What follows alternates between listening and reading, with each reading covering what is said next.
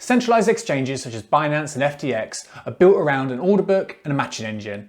And to understand limit orders and market orders, we first need to understand how that order book works. An order book is a list of prices and volumes at which buyers and sellers are willing to buy and sell their cryptocurrency or their asset. If a buyer places a limit order below the current asking price, then that order goes into the book and it waits to get filled. They're basically saying that they want to buy this amount of cryptocurrency at this price.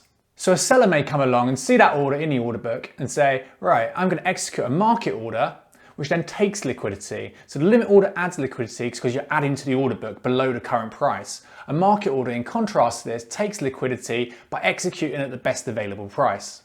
A seller will say that they want to sell this amount of an asset at the best available market price, and then that will go through the order book and fill them orders from top to bottom. So when should we use limit orders and when should we use market orders? I think this depends a lot on the time constraints. With limit orders, you're often getting a better price because you're not paying the spread, and also the fees are much lower for market maker transactions where you're adding liquidity to the order book than market taker transactions where you're taking liquidity away from the order book. On some exchanges such as FTX, if you're staking their token and you have enough volume, you can actually get rebates on your market maker activities, meaning you're actually getting paid to trade.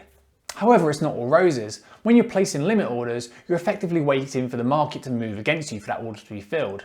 There are occurrences where someone will get liquidated on the exchange, or the price will wick into your order, fill it and then bounce back, but oftentimes the market's actually moving against your position. So as soon as that limit order is filled, the market's moved and you've essentially sold against that market movement. The biggest downside of limit orders is the time it takes to get filled.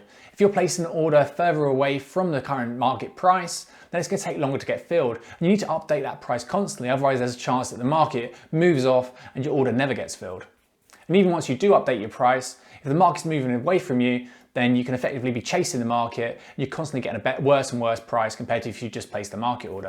And that's the big benefit of market orders. They execute instantly at the current market price. Market orders tend to be more effective for smaller amounts on more liquid markets. The lower liquidity market and the larger the amount you're trying to get through, the more chance there is that you're going to get slippage further and further down the order book.